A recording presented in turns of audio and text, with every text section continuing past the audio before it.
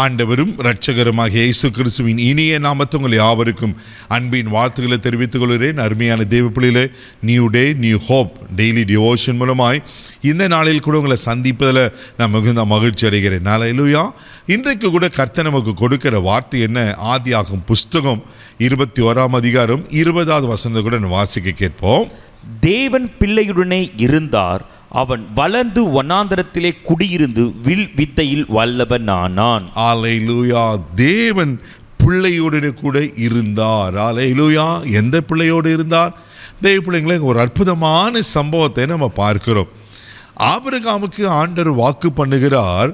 ஆனால் அந்த வாக்கு தத்துவத்தை நிறைவேற கால தாமதங்கள் ஆகும்போது சாராள் என்ன சொல்கிறா, தன்னுடைய வேலைக்காரியாக ஆகாரோடு சேர்ந்து ஆபிரகாமுக்கு பிள்ளை பெறும்படி செய்கிறார்.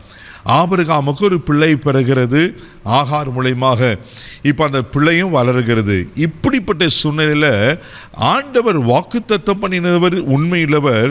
வாக்குத்தத்த பிள்ளையாக ஈசாக்கு பிறக்கிறார். ஈசாக்கு பிறந்த உடனே தெய்வ பிள்ளையில சாராள் என்ன செய்கிறாள் என்று சொன்னால், இந்த ஆகாருக்கு பிறந்த பிள்ளையை துரத்தி விடுகிறாள். ஹல்லேலூயா.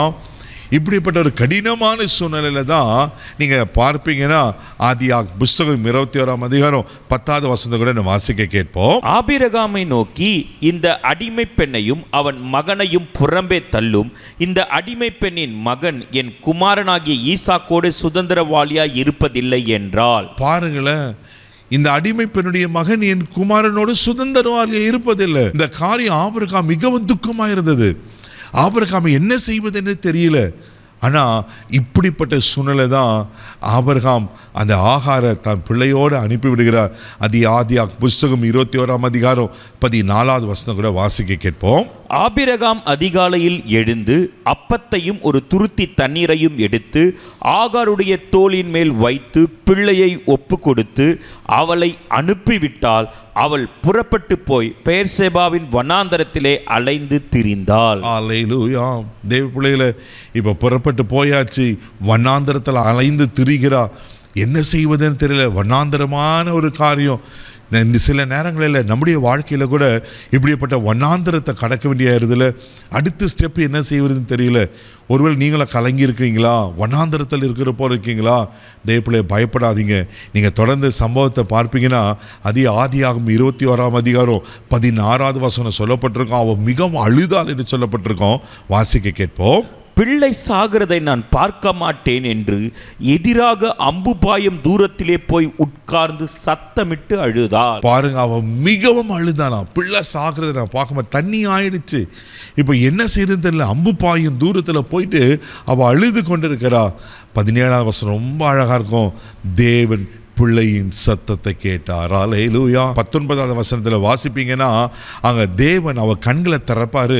அங்கே ஆண்டவர் துறவை உண்டு பண்ணி அந்த துறை மூலியமாய் அவன் பிள்ளைக்கு தண்ணி கொடுத்து அந்த பிள்ளை ஒரு பெரிய ஜாதி ஆக்குறதை நான் பார்க்கிறோம். அந்த பிள்ளை தாங்க, அந்த பிள்ளையோடு கர்த்தர் இருந்தார். அந்த பிள்ளை வளர்ந்து ஒரு வில்வித்தைக்காரனாய் பெரிய ஜாதியாய் மாறுகிறான். தேவ பிள்ளையில, ஒருவேளை உங்களுடைய வாழ்க்கையில் கூட வனாந்தரமான காரியங்கள் இருக்கா? ஒருவேளை அடுத்த ஸ்டெப்பு என்ன செய்யறதுன்னு தெரியாமல் கலங்கி கொண்டிருக்கீங்களா? தேவப்பிள்ளையில் ஒருவேளை மனுஷரால் புறக்கணிக்கப்பட்ட சூழ்நிலையில் காணப்படுகிறீங்களா? இந்த ஆகார் யோசித்து பாருங்க. ஆகார் பிள்ளை பிறந்த உடனே பெரிய எஜமானுக்கு என் பிள்ளை பிறந்திருக்கு, பயங்கர கனவுகளோடு இருந்திருக்கலாம். ஆனால் அந்த எஜமானோட துரத்தி விடுகிறான். நம்முடைய வாழ்க்கையில் கூட சில நேரம் இப்படி புறக்கணிக்கப்பட்ட சூழ்நிலைகள் வருகிறதா? பயப்படாதீங்க. ஆண்டவர் அன்றைக்கு ஆகாருக்கு ஒரு துறவை உண்டு பண்ணி சாக வேண்டிய பிள்ளையை வாழ வைத்து ஒரு பெரிய ஜாதியை உருவாக்குவாரன்னா உங்களையும் கைவிட மாட்டார். உங்களுக்கு ஒரு நல்ல எதிர்காலம் இருக்குது. உங்கள் வாழ்க்கை அவர் காலத்தில் இருக்குது. இப்போ இருக்கிற சூழ்நிலையை, இப்போ இருக்கிற பிரச்சனையை, இப்போ இருக்கிற போராட்டத்தை பார்க்காதீங்க.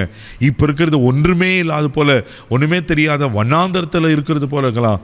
பயப்படாதீங்க. ஆண்டவர் அற்புதங்களை செய்ய உண்மையில் இருக்கிறார். கண்களை மூடி நாம் ஜெபிக்கலாம்.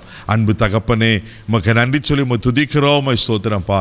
சாக வேண்டிய பிள்ளைய ஆண்டவரே உமக்கு ஸ்தோத்திரம், வண்ணாந்தரத்தில் ஒரு நீரூற்று உண்டு பண்ணி ஆண்டவரே உமக்கு ஸ்தோத்திரம், ஆகாரின் கண்களையே திறந்து சாக வேண்டிய பிள்ளைக்கு ஒரு அற்புதமான எதிர்காலத்தை உருவாக்குவீங்கன்னா, இப்பொழுது கூட யார் யார் எப்படிப்பட்ட சூழ்நிலையில் இதை பார்த்து கொண்டிருக்கிறாங்களோ பரிசுத்த ஆவியானவரே இவர்களுடைய வண்ணாந்தரங்கள் மாறுபடியாக நாங்கள் ஜெபிக்கிறேன். இன்னைக்கு ஒரு அற்புதம் செய்யுங்கப்பா. இன்னைக்கு இவங்க கண்களை திறங்கப்பா. இவர்களுக்கு என்று திறக்கப்பட்ட நீரூற்றுகள் திறக்கப்படட்டுங்கப்பா. அடைக்கப்பட்ட எல்லா ஆசீர்வாதத்தின் கதவுகள் திறக்கப்படும்படியாக ஜெபிக்கிறோம்.